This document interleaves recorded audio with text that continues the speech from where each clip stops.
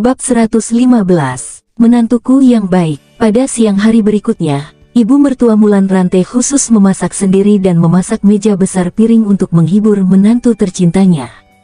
Tentu saja, cinta menantu dalam pikiran Mulan Rantai tidak akan sia-sia seperti Kenzi. Dia hanya memiliki satu menantu tertua Pandu Winata. Hehe, Bu, bukankah cukup membiarkan Kenzi memasak? Mengapa kamu harus memasak sendiri? Menghadapi meja yang penuh dengan ikan dan daging besar, Pandu Winata memasang tampang angkuh dan sengaja pamer di depan Kenzi. Sikap Mulan Rantai terhadap Pandu Winata jauh lebih antusias daripada terhadap Kenzi. Dia tersenyum dan berkata, "Kamu adalah pahlawan yang hebat, tentu saja aku akan memasaknya sendiri. Ayo, makan lebih banyak, urusan Hana akan diserahkan kepadamu." Mulan Rantai secara khusus memberi Pandu Winata banyak hidangan, dengan senyum di matanya, penuh dengan kasih sayang. Omong-omong, Mulan Rantai sebenarnya merasa itu tidak berguna, setidaknya dia peduli dengan keponakannya Hana Blair. Sejak orang tua Hana Blair bercerai ketika masih kecil, mereka menikah dan Hana menjadi yatim piatu. Semua keluarga Mulan Rantai selalu sangat peduli dengan urusan Hana Blair, dan dia berharap masalah pekerjaan Hana Blair akan segera terselesaikan. Hari ini, menantu tertua Pandu Winata menemukan cara yang baik untuk Hana, dan dia sangat bahagia dan lebih mencintai Pandu Winata. Hanya saja Mulan Rantai masih memiliki sikap buruk terhadap menantu kedua Kenzi, seperti tidak melihatnya. Kenzi tidak pernah berbicara, dia hanya makan di sana diam-diam. Ketika Mulan Rantai melihatnya, dia selalu merasa bahwa matanya bukanlah mata dan hidungnya bukanlah hidung, yang membuatnya merasa sangat tidak nyaman. Dia meletakkan sumpitnya dan dengan sengaja berkata, "Kenzi, pergi, dan isikan piring Pandu Winata dengan nasi."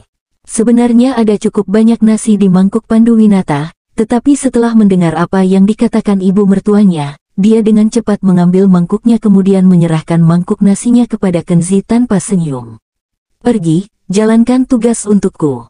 Kenzi mengabaikannya dan sepertinya tidak mendengarnya. Aurora Bliss melihatnya dan memprotes. "Bu, Pandu Winata bukan penatua, mengapa Kenzi harus memasak untuknya? Bahkan jika Anda tidak menyukainya, Anda tidak bisa terlalu memihak, oke?" Mulan Rantai mendengus. Dia berkata, "Aku sangat memihak, kamu yakin? Kamu memiliki kemampuan untuk menerima pemborosan seperti dia. Lihatlah Pandu Winata, tidak hanya dia melakukannya dengan baik, tetapi bahkan Hana mengikutinya. Pandu Winata segera mengirim Hana ke tempat kerja yang baik dan memberikan kontribusi yang besar, tetapi Anda dapat melihat sendiri apa yang dilakukan suami kamu ini. Dia juga sepupu ipar, limbah ini hanya tahu cara makan, tidak bisa membantu dengan apapun. Setelah mengumpulkan sampah yang tidak berguna, beraninya kamu menyalahkanku karena memihak." Mendengar apa yang dikatakan ibunya, Aurora Bliss berhenti berbicara. Meskipun kata-kata ibunya itu tidak menyenangkan, itu tidak sepenuhnya tanpa alasan. Kenzi memang tidak memuaskan, dan itu normal bagi ibunya untuk memandang rendah dirinya. Pandu Winata tertawa dan berkata, "Bu, Kenzi, selain tidak memuaskan, juga suka menyombongkan diri. Hana mengatakan kepada saya beberapa hari yang lalu bahwa di depan Hana, dia mengatakan bahwa dia pasti akan mencarikan pekerjaan untuknya.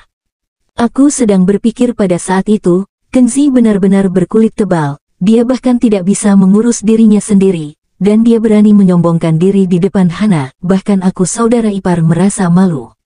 Bersama kata-katanya, Pandu Winata menatap Kenzi dengan ejekan dan hinaan di matanya. Wajah Mulan Rantai tenggelam setelah mendengar ini, dan dia berkata dengan sinis, "Tidak tahu malu.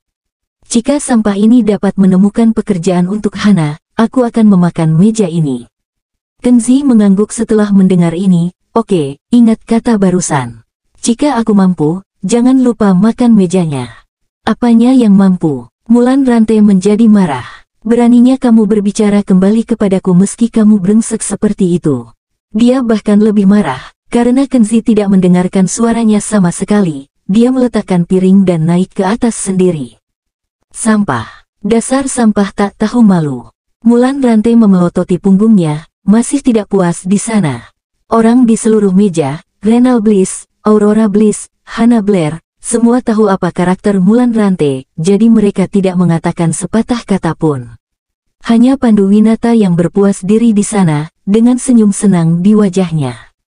Di sore hari, kecuali Renal Bliss, hampir seluruh keluarga Bliss pergi untuk menemani Hannah Blair ke wawancara.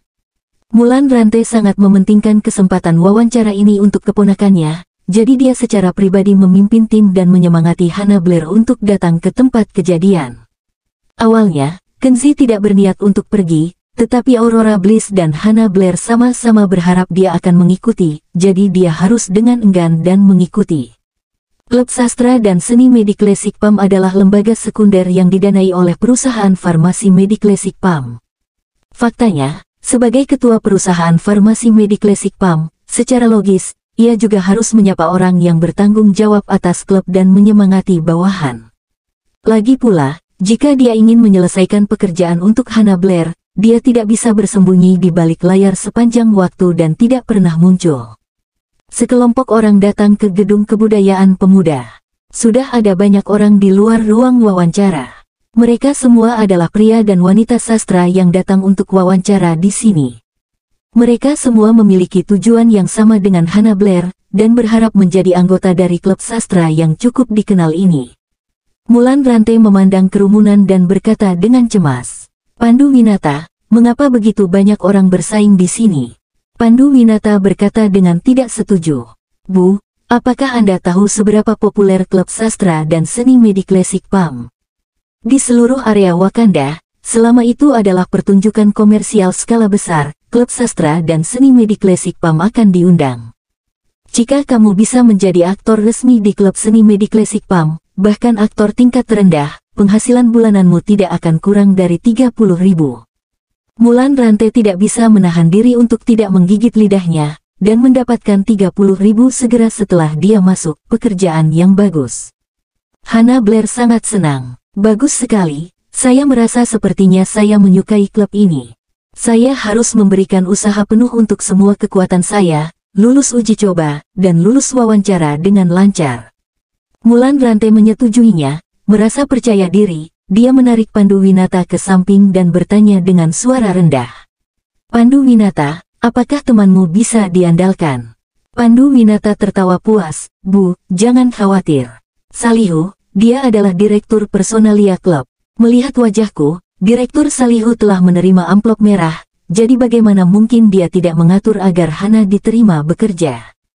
Mulan Rante tersenyum gembira. "Haha, kamu masih punya banyak wajah. Itu benar, kamu memiliki kemampuan, dan memang menantu yang baik dari keluarga Bliss saya." Petik 2. Dibandingkan dengan sampah Kenzi itu, kamu benar-benar jauh lebih kuat. Saat dia berkata dan tersenyum, topik secara alami beralih ke Kenzi. Kenzi telah terbiasa dan tidak mengatakan apa-apa. Namun, Pandu Winata tidak berniat untuk membiarkannya pergi. Memanfaatkan kesempatan, dia mulai menertawakannya. "Untungnya, Hana memiliki kakak ipar seperti saya.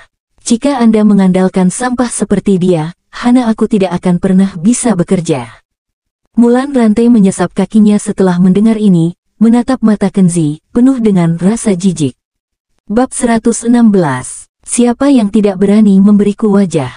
Kenzi tidak peduli dengan penglihatan ibu mertuanya dan Pandu Winata. Setelah Hannah Blair memasuki ruang wawancara, dia berjalan ke samping dan mengirim pesan teks ke Wadil Jordan di ponselnya. "Wadil Jordan, bagaimana kamu mengatur klub? Mengapa ada supervisor bernama Salihu yang menerima amplop merah?" Di pihak Wadil Jordan, setelah melihat pesan teks dari Kenzi ini, dia sangat gugup sehingga wajahnya bahkan menjadi mati rasa. Kenzi adalah ketua perusahaan Mediclassic PAM, setara dengan bos di belakang layar klub sastra Mediclassic PAM, tetapi sekarang dia hanya ingin mengatur sepupu untuk pergi bekerja, tetapi dia telah menerima amplop merah darinya. Apa konsep ini? Lalu dia, direktur bagian personalia bernama Salihu, tidak ingin hidup lagi. Maafkan aku, Ketua Kenzi, mungkin ada kesalahpahaman di sini. Harap tunggu sebentar, saya akan segera menelpon manajer dari klub untuk menyelidiki masalah ini secara menyeluruh. Apalagi yang harus dikatakan? Kenzi menaruh telepon, tetap bersama Aurora Bliss, dan menunggu berita dari ruang wawancara. Dan Pandu Winata, dengan Mulan Rante, datang ke ujung lain koridor, di sebuah kantor. "Halo, Direktur Salihu, ini orang tua Hana." Pandu Winata mengangguk dan membungkuk kepada seorang pria gemuk di meja begitu dia memasuki pintu seperti anjing pesek. Pria gendut ini mengenakan setelan jas, memiliki kepala gemuk dan telinga besar, dan terlihat sombong. Dia adalah Salihu Bara, kepala personel klub. Salihu Bara dan Pandu Winata tidak memiliki persahabatan yang mendalam, mereka hanya bertemu sekali di meja minum, tetapi mengingat dia sudah menerima amplop merah, dia masih sopan kepada Pandu Winata dan Mulan Rante yang masuk. "Duduklah," Salihu Bara berkata dengan ringan, berpura-pura menggerakkan pantatnya, dan tidak benar-benar ingin menuangkan teh. "Tidak perlu membuat teh, tidak perlu membuat teh." Mulan Rante dengan cepat melangkah maju sambil tersenyum, hormat dan hati-hati, seperti siswa sekolah dasar yang patuh. "Direktur Salihu, saya perlu merepotkan Anda untuk membantu saya dengan urusan keponakan saya." Salihu Bara melambaikan tangannya dengan santai, dan berkata dengan tenang, "Jika Anda ingin saya membantu, tidak masalah. Tapi apakah keponakan Anda baik-baik saja? Itu yang sangat penting." Dia menunjuk ke layar pemantauan di atas meja. Layar itu adalah pemantauan implementasi di ruang wawancara. Hana Blair telah menyelesaikan wawancara. 5 pewawancara masing-masing menekan pencetak angka, dan layar elektronik di atas meja menunjukkan skor Hana Blair. Data skor komprehensif adalah 76 poin, peringkat ke-7 saat ini. Melihat data Hana Blair, Mulan Rante tidak bisa menahan napas, dan seluruh tubuhnya terasa tidak sehat. Apa itu urutan ke-7? Pada saat ini, kurang dari sepertiga pesaing telah menyelesaikan wawancara, dan Hana Blair telah ada tempat ke-7, dengan posisi Hana Blair tidak terlalu jauh dari posisi dasar, dan bisa dieliminasi. Melihat bahwa Pandu Winata dan Mulan Rante sedang terburu-buru, Salihu Bara berkata sambil tersenyum, "Kamu telah melihatnya juga, penampilannya tidak cukup bagus. Jika nilainya bisa sedikit meningkat, saya akan membantu, itu bukan masalah besar. Tapi dia terlalu jauh, jika saya membantunya, saya akan sangat malu." Yang disebut malu, semua orang bisa mengerti, tidak lebih dari ingin mengambil kesempatan untuk mendapatkan beberapa amplop merah tambahan. Pandu Winata buru-buru menutup pintu dan berkata dengan suara rendah, "Direktur Salihu, tidak ada orang luar di sini, mengapa Anda tidak memberi saya angka dan berapa banyak yang diperlukan untuk membantu saya menyelesaikan masalah ini?" Mulan Rante buru-buru mengangguk seperti ayam yang mematuk nasi. Ya, Direktur Salihu, Anda pasti punya solusi, silakan buka angka untuk membantu Hana melewati level ini. Salihu Bara tersenyum, tanpa sopan, dan membuka tangan dengan santai, gemetar itu ke arah mereka berdua. 50.000. Melihat itu, Mulan Rante diam-diam menggigit lidahnya di dalam hatinya. Pria brengsek, 50.000 untuk membuka masalah sepele seperti itu benar-benar cukup gelap. Tanpa diduga, setelah Salihu Bara mendengarnya, "Apakah Anda menganggap saya sebagai pengemis?"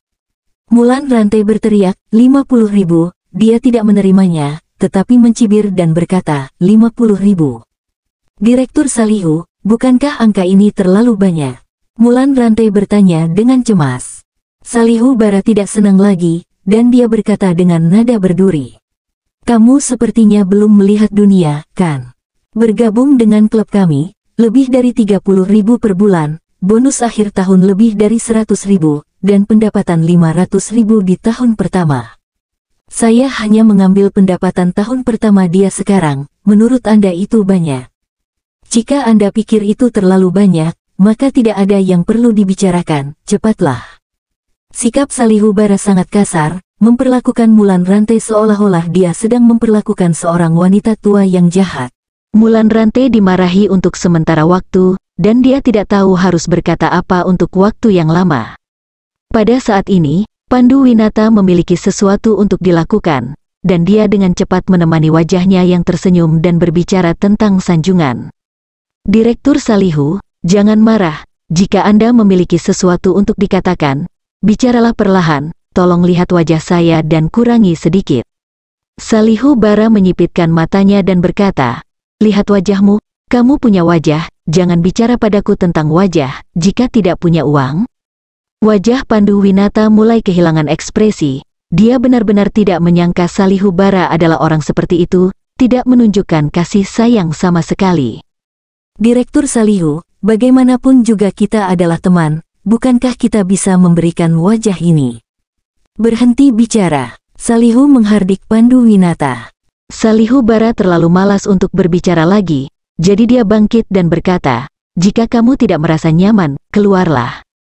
"Wajahmu, itu hanya bulu ayam," Salihubara berkata seolah mengusir lalat. Begitu pintu ditutup, Pandu Winata tampak malu, seolah-olah dia telah ditampar puluhan kali. Mulan Rante juga sangat marah. Dia memelototi Pandu Winata dengan kesal dan berkata, "Bukankah kamu mengatakan bahwa temanmu ini dapat diandalkan? Mengapa dia tidak memberi muka dan mengusir kita?" "Tidak, aku akan berbicara dengannya. Mungkin aku bisa berbicara dengannya secara pribadi." Wajah Pandu Winata adalah benar-benar cukup tebal. Dia telah diusir, dan dia masih belum berdamai. Di dalam ruangan, Salihubara kebetulan menerima telepon dari atasan langsungnya, manajer Yang, dan dia tidak tahu harus berkata apa. Setelah menutup telepon, Salihubara buru-buru keluar. Melihat Pandu Winata dan Mulan Rante masih di sana, dia berkata dengan ekspresi gugup dan ketakutan, "Saudara Pandu Winata, saya baru saja mengatakan sesuatu yang salah. Tolong jangan sungkan dengan saya, jangan khawatir, aku akan segera pergi ke tempat Hana." Pandu Winata dan Mulan Rante tercengang, tidak mengerti apa yang terjadi padanya. Ketika melihat Salihubara segera memanggil asisten untuk mengatur penerimaan Hana Blair, Pandu Winata tidak bisa menahan tawa dan berkata, "Bu, lihat, aku bilang dia akan memberiku wajah, kan? Kurasa dia baru mengerti. Orang seperti Pandu Winata bukanlah orang tanpa status. Jika dia tidak berani memberi saya wajah, dia tidak akan pernah memiliki waktu yang lebih baik di masa depan." Mulan Rante merasa agak masuk akal. Hehe tersenyum, "Itu benar, dia seharusnya berbelok di tikungan. Hehe, ya, menantu yang baik, kamu cukup mampu."